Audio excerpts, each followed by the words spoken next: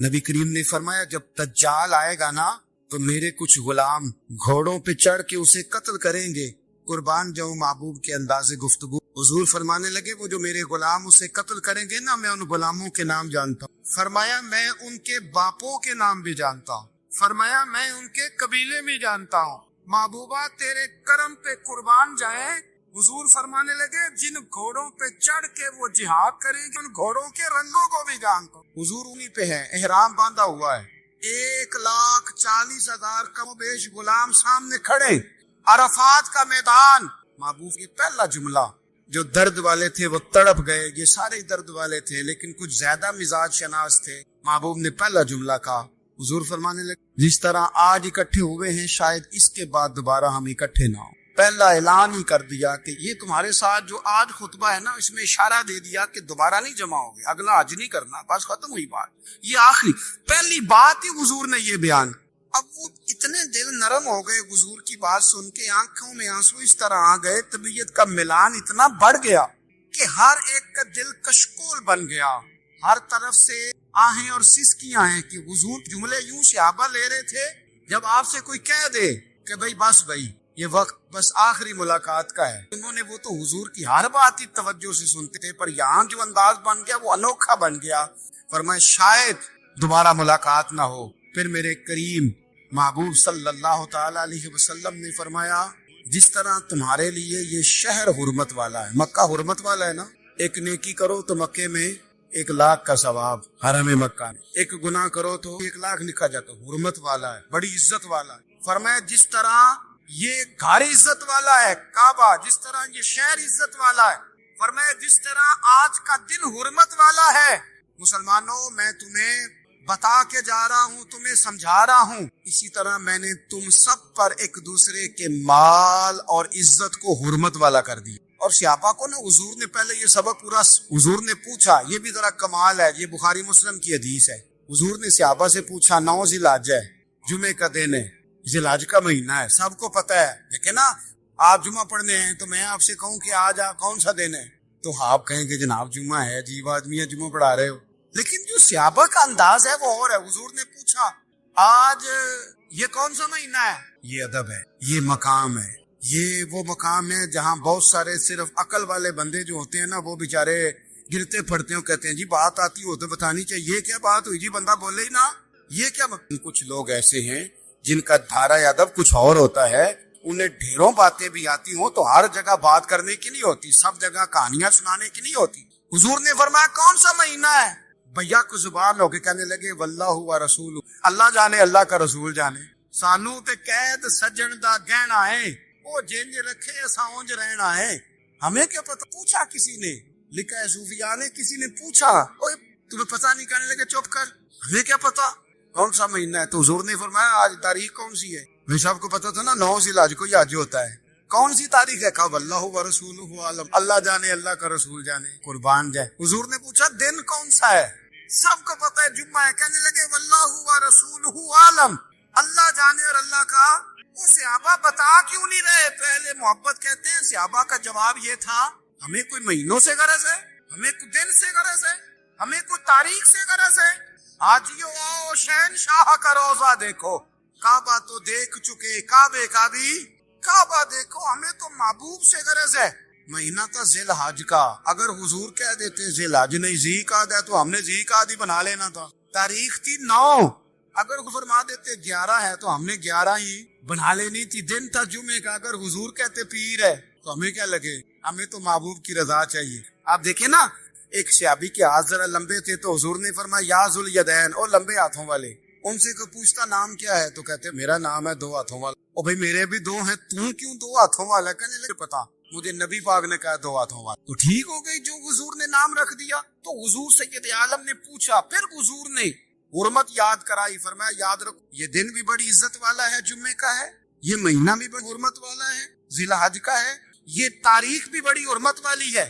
جس طرح اس دن کی، اس شہر کی، اس مہینے کی تو عزت کرنی ہے، اسی طرح ایک دوسرے کے مال کا، ایک دوسرے کی عزت کا تم نے پاس کرنا. مسلمان بھائیوں خدا را کہہ رہے ہیں یار، نبی پاک نے کعبہ کے سامنے کھڑے ہو کے فرمایا بیت اللہ تیری بڑی شان ہے، تیرا بڑا مرتبہ ہے. فرمایا میرے مومن کی عزت رب کی نظر میں کعبے سے بھی زیادہ ہے. ہم کیسے بیٹھ کے یار ہم کیسے جرات کرتے ہیں کسی کی پگڑی کھولنے کی کونے میں بیٹھ. ہم اپنے گھر بیٹھ کے کسی پر تبصرہ کر گئے, کسی بندہ مومن کی عزت اچھال گئے, بالکل پتہ نہیں تھا بات کا اور ہم نے کہانی بنا دی, داستان سرائی کر گئے. صبح سے شام تک ہماری گپ شپ کا عنوان کیا ہے؟ کسی نہ کسی کا شکوہ, کسی نہ کسی کی شکایت, یہ ہماری گپ شپ ہے. خدا را حضور نے تو خطبہ حجۃ الوداع میں پہلا سبق یہ دیا تھا کہ میرے جانے کے بعد ایک دوسرے کی عزت کرنا, اور اسی خطبے میں ایک جگہ پہ فرمایا یہ نہ ہو کہ میرے جانے کے بعد تم ایک دوسرے کی گردنیں مارنا, ایک دوسرے کی عزتوں کا خیال کرنا, پاس کرنا. مسلمانوں, میرے عزیز بھائیوں, بزرگوں, عزتوں کا دفاع شروع. تھوڑی دیر کے لیے اپنی زبان لوگوں کے اوپر تبصرہ کرنے سے کنٹرول میں لائیں. کچھ چیزیں ایسی, میں مختلف شہروں میں جاتا ہوں, جس شہر میں گئے وہاں لوگوں نے یہ کہا جناب یہاں جو مولانا ہے نا, بعض لوگ یہ باتیں بڑی چسکے لے کے سنتے ہیں, یہاں جو مولانا ہے نا وہ کچھ نہیں کرتے, آپ بڑے اچھے ہیں. یہاں جو پیر صاحب ہیں وہ بڑے گڑبڑ ہیں, آپ بڑے اچھے ہیں. تو میں ان سے کہتا ہوں کہ میں اس لیے اچھا ہوں کہ میں تھوڑی دیر کے لیے آیا ہوں, میں نے چلے جانا ہے. اور دوسری بات یہ کہ مجھے آپ جتنا مرضی اچھا کہہ لیں, میں نے رخصت ہو جانا ہے 2-3 گھنٹوں کے بعد. یہاں جس آدمی کا آپ شکوہ کر رہے ہیں نا, آپ اس کو جنازے کے لیے خبر کریں نہ کریں, اسے پتہ چل گیا نا محلے میں جنازہ ہو گیا ہے, تو اسے کوئی کام بھی ہوا تو اس نے کہنا یار نہیں محلے میں فوتگی ہوگی, میں نے جنازہ پڑھانا ہے, اس نے جانا نہیں. تو کمزوریاں تو سب جگہ ہوتی ہیں, لیکن ان کمزوریوں کی وجہ سے آپس میں بغض پیدا کر لیا جائے گا. اور پھر کمال بات ہے نا کہ اپنی ساری کمزوریوں سمیت اپنے آپ سے پیار ہے, اپنے آپ سے محبت ہے, اور دوسرے کی ایک کا پتہ چل جائے تو ہمیں گھن آنے لگ جاتی. تو حضور نے خطبہ حجۃ الوداع کے موقع پر یہ بات ارشاد فرمائی. دوسرا, حضور نے فرمایا لوگوں یاد رکھنا کہ خطبہ حجۃ الوداع میں نبی پاک نے فرمایا, یہ حضور خطبہ دے رہے ہیں, اور اس وقت دے رہے ہیں جب حضور صحابہ کو بتا چکے ہیں کہ یہ آخری ملاقات ہے. جو دور دراز سے آئے ہیں ان کو بتایا ہے کہ یہ میری تمہاری جو مجلس ہے, جو محفل ہے, جو تم سے بات ہو رہی ہے, یہ آخری ہے. محبوب فرمانے لگے لوگوں یاد رکھنا قیامت قائم. ان جملوں کا حسن ملاحظہ کر لیں. فرمایا قیامت قائم ہو, تم اپنے رب سے ملاقات کرو گے, تمہارا رب تم سے تمہارے اعمال کے بارے میں پوچھے گا. یہ خطبہ حجۃ الوداع میں کریم نے فرمایا. صبح تم اٹھے, کیا عمل کیا, اللہ پوچھے گا. کسی سے ملاقات ہوئی, طرز کیا تھی, سوچ کیا تھی, اللہ پوچھے گا. لین دین میں کیا معاملات تھے, تمہارے اعمال کے, اللہ سے ملاقات ہوگی, وہ کھڑا کر کے پوچھے گا. اور حدیث میں کئی جگہ پہ حضور نے فرمایا وہ تم سے سوال کرے گا, تمہیں جواب دینا ہے. میرے عزیز بھائیوں, تیار رہنا چاہیے, تیار. ہم نا منت کرتے ہیں آخری دن ہونا, تنخواہ دار لوگ کہتے ہیں یار یہ آخری ایام چل رہے ہیں, کوئی خرچہ نہ بتا, اس لیے کہ حساب کے متھے لگنا ہے. آخری دنوں میں, بجٹ کے دنوں میں لوگ پریشان ہوتے ہیں کہ حساب دینا ہے. جب رب سے ملاقات کریں گے اور وہ حساب مانگے گا, کتنا مشکل کام ہے. اور ایک مقام پہ حضور نے فرمایا جس سے اللہ نے حساب مانگا وہ تو الجھ گیا, دعا کرو وہ حساب مانگے نہ, بے حساب ہی بخشی فرما. نبی پاک صلی اللہ تعالی علیہ وآلہ وسلم نے ارشاد فرمایا اسی خطبہ حجۃ الوداع میں, حضور فرمانے لگے سن لو میں نے تم تک اللہ تعالیٰ کا پیغام پہنچا دیا ہے. اب جس شخص کے پاس امانت رکھی اس پر لازم ہے کہ وہ امانت اس تک پہنچا دے جو اس کا مالک ہے. ہم بہت سارے لوگ ایسے ہوتے ہیں ہمارے پاس امانت, کچھ بھی نہ ہو تو کچھ لوگوں کے راز کی امانت, کچھ بھی نہ ہو تو کچھ لوگوں کی باتیں ہم تک پہنچ جاتی ہیں, وہ راز ہوتا ہے, وہ امانت ہوتی ہے. مجلس کی گفتگو بھی امانت ہے, لیکن ہم امانتوں کا خیال نہیں کرتے, خیانت ہو جاتی. بہت محتاط ہو کر اپنی زندگی میں امانتوں کا خیال کیا جائے. یا ایھا الذین آمنوا لا تخونوا اللہ والرسول وتخونوا اماناتکم وانتم تعلمون. اللہ فرماتے ہیں ایمان والو, نہ رب سے خیانت کرنا, نہ رب کے رسول سے خیانت کرنا, نہ آپس میں ایک دوسرے سے خیانت کرنا, جانتے بوجھتے ہو یہ کام نہ کرنا. وانتم تعلمون, جانتے ہو, تمہیں پتہ ہے. کبھی بھی بددیانتی کا مظاہرہ نہ کریں اپنی میں, کبھی بھی. یہ بھی یاد رکھ لیں بچوں کو کیا پتا کہ ہمارا ابا حلال لا رہا ہے, کہ آپ لا رہے ہیں نا, وہ تو بیچارے بھولے پن میں کھا رہے ہیں, تو حساب آپ نے دینا. جنا لی تو پاپ کمائے ہن کتنے نہیں ہو تیرے کر دے بلانا. تو بچوں کا تو یہ معاملہ ہے بھائی, اللہ ماشاءاللہ کہ وہ وقت پہ ہی شادی کے 10-15 دن کے بعد ہی ان کو پیغام مل جاتا ہے کہ اگر ہمارا علیحدہ گھر ہو, میں مرضی سے سجاؤں تو میں مرضی سے سواروں تو میرا کوئی مطلب اپنا سلسلہ ہو, تو بڑے ٹائم پہ ساری باتیں شروع ہو جاتی. وہ تو معاملہ ہی بالکل اور ہے. تو بالکل کسی بھی امانت میں کبھی بھی خیانت کرنے کی کوشش نہ کریں. اور یاد رکھیں مال حرام جہاں آتا ہے وہاں بڑی تباہی آتی ہے. جہاں لوگ بددیانت ہو جاتے ہیں وہاں معاملات بڑے خراب ہو جاتے ہیں. اللہ تبارک و تعالی دیانتداری کی توفیق عطا فرمائے. حضور نے خطبہ حجۃ الوداع کے موقع پر فرمایا میں نے آج جاہلیت کے سارے سود ختم کر دیے, نبی پاک میدان عرفات میں کھڑے ہو کے فرمانے لگے جس بندے نے بھی کسی سے پیسے لیے ہیں وہ اصل رقم دے گا، زائد نہیں دے گا۔ حضور کے بڑے بھی تھے ایک، فرمایا انہوں نے بھی لوگوں سے پیسے لیے ہوئے، چونکہ وہ سب لوگ کرتے تھے، حرام ہی نہیں تھا۔ فرمایا میں ان کو بھی حکم دیتا ہوں کہ یہ اصل رقم وصول کریں گے، کسی سے ایک پائی بھی زیادہ وصول نہ کریں گے۔ نبی پاک صلی اللہ تعالی علیہ وسلم نے خطبہ حجۃ الوداع میں ایک باریک بات حضور نے بھی، یہ آپ نے ضرور سمجھنی ہے، بالخصوص جو لوگ تھوڑا دین پر عمل کر رہے ہیں، جن کا لبادہ مذہبی ہو گیا، جنہیں لوگ حضرت صاحب، قاری صاحب، علامہ صاحب، مفتی صاحب، حاجی صاحب، بزرگوں کہہ کے بلاتے ہیں، وہ اس پر توجہ کریں۔ میرے نبی پاک صلی اللہ علیہ وسلم نے خطبہ حجۃ الوداع کے موقع پہ ارشاد فرمایا لوگوں شیطان اب مایوس ہو گیا ہے، وہ تم سے بتوں کی پوجا نہیں کرا سکے، ہاں وہ تمہیں چھوٹے چھوٹے گناہوں میں مبتلا کرے، وہ تم سے چھوٹے چھوٹے عیب کرائے گا، تم سمجھو گے یہ تو غلطی، فرمایا اس سے بچ کے رہے۔ اب وہ مایوس ہو گیا، بتوں کی پوجا نہیں کرا سکتا، تمہیں اپنی پوجا نہیں کرا سکتا، لیکن چھوٹی چھوٹی غلطیاں، ایک مقام پہ فرمایا نا چھوٹا گناہ ہونا تو مومن اسے پہاڑ سمجھتا ہے، اتنا بڑا ہو گیا، اور منافق کہتے ہیں تو اپنی زندگی کے اندر چھوٹی چھوٹی کوتاہیاں، حضرت سعدی فرمایا کرتے تھے سیلاب اچانک نہیں آتے، پہلے چھوٹا سا سوراخ ہوتا ہے دریا کے کنارے، اسے بند نہ کیا جائے پھر بڑا ہو جائے، پھر وہ ٹائم آتا ہے کہ بند ٹوٹ جاتا ہے، بستیاں ڈوب جاتی ہیں، پہلے چھوٹا گناہ انسان کرتا ہے، چھوٹا، پھر اس سے آگے بڑھتا جاتا ہے اور بڑی بڑی غلطیاں ہوتی ہیں۔ اللہ تبارک و تعالی ہمیں رائی کے دانے کے برابر بھی غلطی کرنے سے محفوظ فرمائے۔ نبی پاک صلی اللہ تعالی علیہ وسلم نے اسی موقع پر ارشاد فرمایا لوگوں اللہ سے ڈرتے رہنا اور میں تمہیں عورتوں کے ساتھ بھلائی کی وصیت کرتا ہوں۔ فرمایا رب نے تمہیں اختیار دیا ہے، عورتیں تمہارے سپرد کی ہیں، ان سے اچھا سلوک کرنا۔ فرمایا اگر کبھی کوئی ان پر تمہیں سختی کرنی بھی پڑے تو نہیں کرنا جتنی ان کی غلطی، ان سے درگزر کرنا، ان سے پیار کرنا۔ حضور علیہ الصلوۃ والسلام فرماتے ہیں رب نہ تمہارا چہرہ دیکھتا نہ تمہاری جیب دیکھتا ہے، مالک تو جب دیکھتا ہے تمہارا دل ہی دیکھتا ہے۔ تو دل کی کیفیت اللہ کو پتہ ہے، دل بے چین اس لیے رہتا، پیاس اور جو طلب کرتے ہیں وہ ہم انہیں پہنچاتے نہیں، دل بے قرار اس لیے رہتے ہیں کہ یہ رب اور اس کی محبت سے ٹھنڈے، ہم ادھر ادھر کی چاہتے، ان کے اندر بے قراری اس لیے ہے کہ ہم نے امیدیں لوگوں سے وابستہ کر لی جو لوگوں سے نہیں کرنی چاہیے تھی، اللہ رسول سے کرنی تھی۔ ہم نے اسباب کو اختیار کرنا ہے، بھروسہ اسباب پر نہیں، بھروسہ تو اللہ تعالیٰ پہ کرنا ہے۔ تو جب تک دیکھیں نا قرآن مجید نے کیا کہا، قرآن مجید نے کہا والذین آمنوا اشد حبا للہ، فرمایا وہ لوگ جو ایمان لے آئے وہ اپنے رب سے شدید محبت،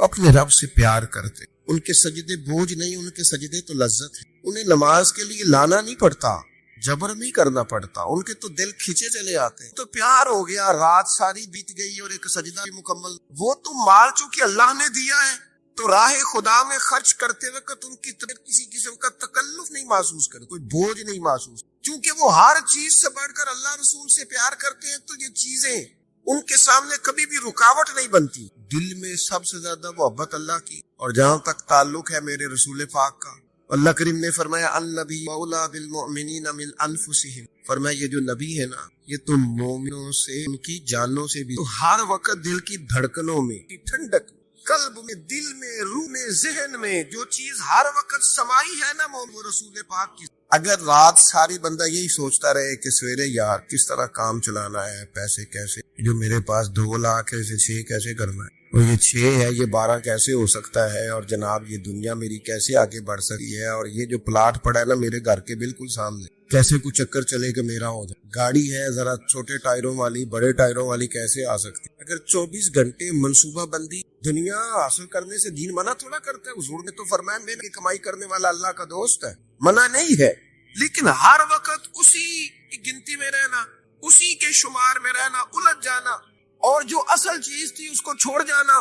نیکی مومن ہوتے ہیں لیکن اس کی لذت نہیں پاتے، یعنی اگر نماز پڑھ کے بھی بندہ قرار نہ حاصل کرے، اگر وہ خیرات کر کے بھی اس کی ٹھنڈک نہ محسوس کرے، مسجد آ کے، محفل کرا کے، محفل میں بیٹھ کے، پھر بھی اس سے کوئی روحانیت نہ پا سکے، اس نے 20 علماء سنے، اس نے درجنوں خطباء سنے، اس نے ساری زندگی گزار دی، لیکن اس کے وہ لذت خاص ہی اسے نصیب نہ ہو، تو پھر اسے سوچنا چاہیے نا کہ دل میں نا اللہ تعالیٰ نے نا ہر چیز 2 بنائی ہے، ہونٹ 2، آنکھیں 2، کان 2، ہاتھ 2، پیر، دل اللہ نے یہ نہیں ہو سکتا کہ چلو ایک طرف مجھے رکھ لو ایک طرف کسی، دل ہی ایک بنایا ہے، وہ کہتا ہے بس دل ایک ہے تو رب رسول ہی رہیں گے، اس میں ادھر ادھر کی چاہتے نہ لے آنا، جب تک دل کے اندر پوری طور پر اللہ رسول، بخاری مسلم میں حدیث ہے، نبی پاک علیہ الصلوۃ والسلام نے فرمایا اگر تم چاہتے ہو نا تمہیں ایمان کی لذت نصیب، آپ زیادہ غور کریں میری بات پر، ایک ہے کھانا، ایک ہے مزیدار کھانا، ایک ہے مومن ہونا اور ایک ہے مومن ہونے کا مزہ آنا،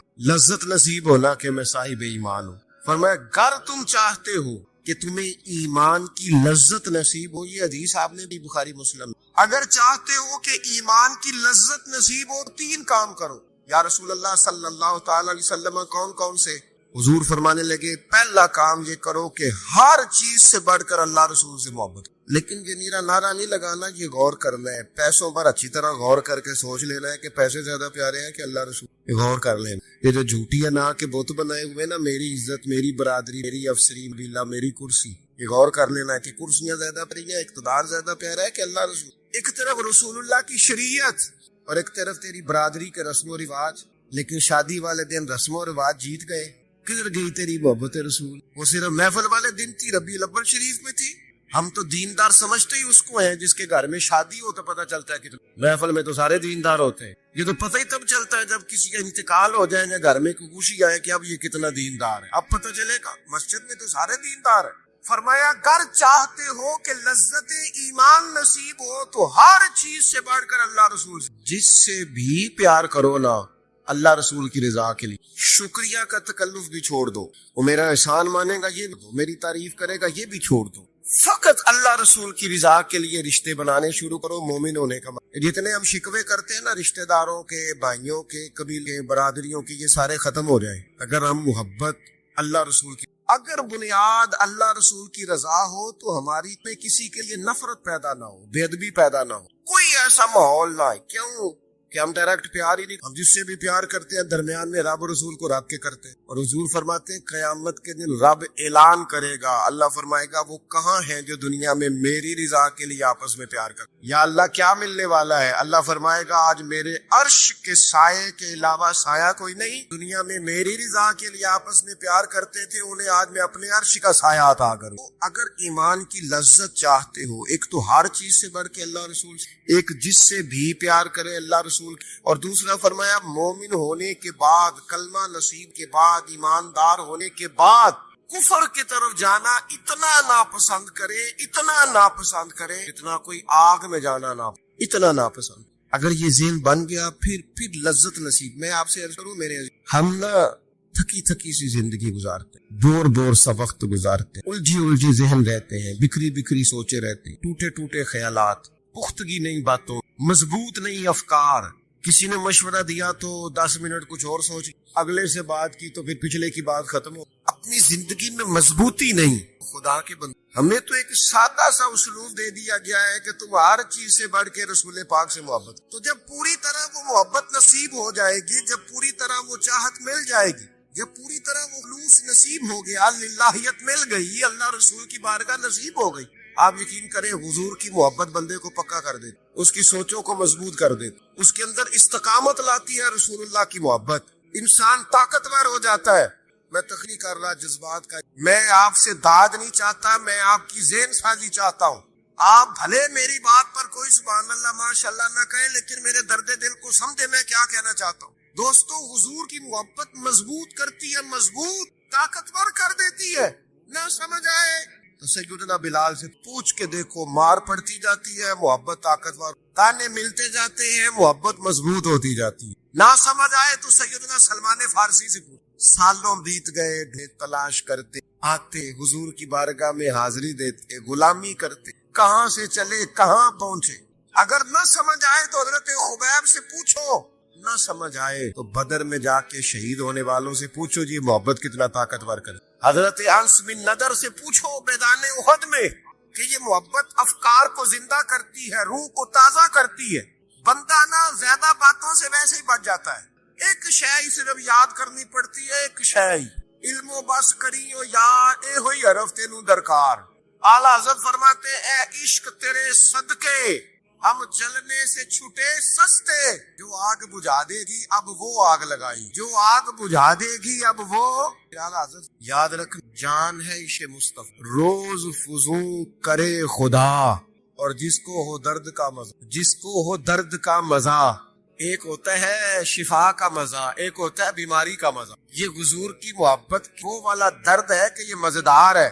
اعلیٰ حضرت فرماتے جان ہے عشق مصطفیٰ، روز فضو کرے خدا، جس کو درد کا مزہ وہ ناز دوا اٹھائے اور پھر کے گلی گلی تباہ، ہم ٹھوکریں سب کی کھائیں کیوں، اور دل دے خدا تو تیری گلی سے جائے کیوں، دل کو جو عقل دے خدا تو تیری گلی سے جائیں کیوں۔ صحابی بیٹھے نا نبی پاک کی بارگاہ میں، اور دیر سے بیٹھے اور جم کے بیٹھے، بٹھا کے اپنے محبوب پہلو، جو لوگ کچھ نہیں کرتے وہ بھی کمال ہی کرتے، دیر سے بیٹھے اور بیٹھے اٹھے، ستون کی اوٹ سے ہو کے واپس آ گئے، کہنے لگے یا رسول اللہ آپ کے بغیر دل ہی نہیں لگتا، طبیعت ہی نہیں جمتی، کہیں نظر ہی نہیں ٹھہرتی۔ جب تک آپ اپنے دل کی کیفیات، یار ہمارے بزرگ، ہمیں تو وقت نہیں ملنا چاہیے، اگر ہمارا دعویٰ ہے کہ ہمیں حضور سے محبت ہے تو وقت ہی نہیں ملنا چاہیے۔ سیرت ساری پڑھ لی ہے، حضور کی احادیث یاد کر لی، نبی پاک کے فضائل پر جو کتابیں لکھی گئی ہیں وہ ہمارے پاس ہیں۔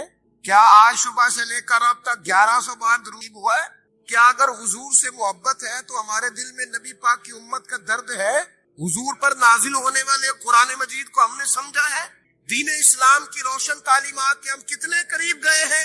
فارغ وقت آپ کیا جی میں آج کل بور ہوتا ہوں، تو بھئی آپ کتاب خریدیں حضور کی سیرت پر، پڑھیں شاہ عبدالحق محدث دہلوی نے کیا لکھا، پڑھیں حضور کے فضائل کمالات، پڑھیں شفا شریف قاضی اعجاز کیا لکھتے ہیں کہ زندگی ضائع ہو رہی ہے۔ محبت والا تو اپنا ٹائم، یہاں تو کسی کو پیار ہو جائے نا اپنے گھر سے قربانی دیتا ہے، آپ سب لوگ کھائیں گے میں پردیس میں جا کے پیار ہو گیا نا تو اس نے جدوجہد کی، اس نے عمر گزار دی۔ پیار ہو تو پھر انداز کچھ اور ہو، تھوڑا سا نا اپنی قلبی واردات پر توجہ دیں، اپنے دل سے پوچھیں، ایک تسبیح رکھ لیں ہاتھ میں۔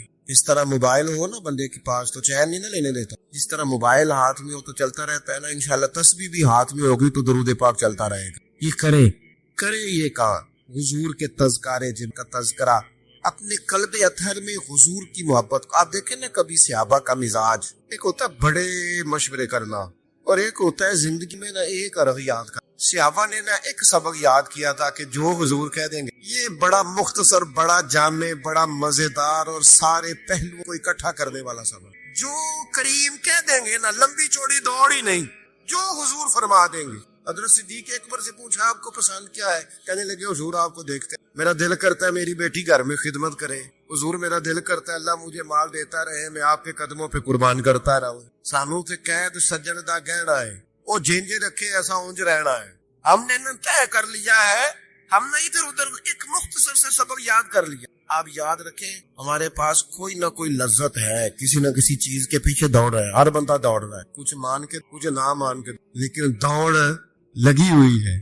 آپ دیکھیں میں ایسے لوگ ہوں جو ڈھونڈ کے محفل میں جاتے ہیں، آج میں نے اپنے نبی کی نعت سنی، میں ایسے لوگوں کو بھی جانتا ہوں جن کو کتاب مل جائے نا ٹائٹل حضور کا تذکرہ دوڑ کے خرید۔ میں نے دیکھا ہے کہ حضور کے میلاد پاک میں وہ یوں خرچ کرتے ہیں کہ جیسے بس پوری کیفیت طاری ہو گئی، نبی پاک کی نسبت جہاں نظر آئی، کہ اصحاب کی بات آئی یا اولاد کی، امت کے اولیاء کی بات آئی یا علماء کی بات آئی، دین کے طلباء جو مدرسوں میں پڑھتے ہیں ان کی بات، جہاں جہاں ذکر آیا، ہم نے نہ کبھی قطرے پہ غور کیا اور نہ دریا دیکھا، بس جہاں تیری جھلک دیکھی وہیں ڈوب۔ اپنے دل میں اس محبت کو پیدا کریں۔ میں آپ سے عرض کروں، اولادیں بھی پریشان ہیں، ہم نے بچوں کو پیسے دیے، ٹائم نہیں دیا، ہم نے بچوں کو گھر دیا ہے، خاندانی ماحول نہیں دیا۔ اب شکوہ صرف بچے سے نہیں کہ وہ موبائل پہ، ابا بھی تو موبائل پہ، وہ بھی تو نہیں نہ چھوڑ رہا۔ بچے جو چھوٹے موٹے سوالات اپنے ماں باپ سے، تو ایک خاندانی روایات، ان کا حسن منتقل ہوتا تھا، اب رخصت ہو رہا ہے۔ بچے اپنے گھروں میں، آپ کو پتا ہے یہ صحابہ کی اولادیں کیوں جان قربان کرتی؟ انہوں نے گھر میں جو دیکھا تھا نا اپنے ماں باپ کو کرتے، تو وہ تیار تھے، ایک سے ایک بڑھ کر تھا۔ حضرت عمر بن جنگ میں آئے تو چاروں بیٹوں سمیت اولادیں ساتھ آئیں، کیوں؟ انہوں نے اپنے بچوں کو وقت دیا، ٹائم دیا، ان کی تربیت کی۔ دیکھیں ایک ہے میں تقریر کروں، تقریر سے بھی بچے سیکھیں گے، ایک ہے کہ جو ان کا باپ کرتا ہے۔ میں اکثر ایک مثال دیتا ہوں، میں کہتا ہوں کہ کئی دفعہ گھر میں نا اماں کہتی پتر چپ کر جا، تیرا ابا آج کل پریشان، ناراض ہو جائے گا، چپ کر، ابھی بات نہ کرنا، کاروباری ٹینشن ہوتا ہے کہ نہیں، پتر آج نہ بات کرنا، آج تیرے ابا جی کا موڈ نہیں ٹھیک ہوتا ہے نا، تو کبھی کبھی یوں بھی ہونا کہ ابا بستر میں رو، تو پتر اٹھ کے جا کے پوچھے اماں جی خیر ہے، تو اماں بھی رو پڑے، اماں بتاؤ تو صحیح ہوا کیا؟ تو اماں کے پتر تمہارے باپ کو نا حضور کا مدینہ یاد۔ آپ یقین کریں یہ رنگ اولاد پہ وہ رنگ چڑھائے گا یہ انداز وہ انداز سکھائے گا. ابا پیسوں کے لیے تو روز روتا ہے, انوں جائیدادوں کے لیے روتا ہے, میرا کاروبار نہیں چلتا روتا ہے. کاش حضور یہ کبھی اس درد سے تڑپے, کبھی اس کی وہ کیفیت بنے. کہنا نہیں پڑے گا, اپنوں کے تو آنسو دیکھ کے بندے کے آنسو آ جاتے. حضرت ذوالقرنین رضی اللہ تعالیٰ, اللہ تعالیٰ نے انہیں زمین میں اقتدار دیا تھا. 4 لوگ دنیا میں ایسے ہو چکے ہیں جنہیں اللہ تبارک و تعالیٰ نے پوری دنیا میں اقتدار دیا. ایک وقت میں پوری دنیا کا ایک ہی بادشاہ. 2 مسلمان تھے, 2 کافر. مسلمانوں میں حضرت سلیمان علیہ السلام اور جناب ذوالقرنین علیہ السلام, اور کافروں میں بخت نصر اور نمرود. یہ 2 لوگ ہیں جنہیں اللہ نے پوری دنیا میں اقتدار دیا, اور پھر اس کے بعد آنے والے وقت میں اللہ تعالیٰ امام مہدی کو سارا اقتدار عطا فرمائے پوری دنیا کا. حضرت ذوالقرنین کے بارے میں 2 روایات ہیں. ایک تو یہ ہے کہ وہ نبی تھے, اور ایک یہ ہے کہ نہیں وہ ولی تھے. لیکن مجھے حضرت مولا علی شیر خدا رضی اللہ تعالیٰ عنہ کا قول ملا ہے جس میں آپ نے فرمایا کہ نہیں وہ نبی نہیں تھے. تو اس لیے میرا نظریہ یہی ہے کہ وہ اللہ کے ایک نیک بندے. اللہ نے انہیں پوری زمین میں اقتدار دیا. وہ ایک مہم پہ نکلے, ان کا ارادہ بنا کہ میں ذرا دنیا کا چکر لگاؤں. تو انہوں نے سفر شروع کیا کہ میں دیکھوں ذرا سورج غروب کہاں ہوتا ہے. تو فرماتے میں پہنچا, بڑھا گیا, لیکن میں اس مقام تک پہنچ گیا جہاں سورج غروب ہوتا ہے. تو پھر میں نے دیکھا کہ ایک سیاہ کنواں ہے جس کے اندر جا کے وہ چھپ گیا ہے, لیکن رب کریم کی اس حقیقت تک میں پہنچ سکا نہیں.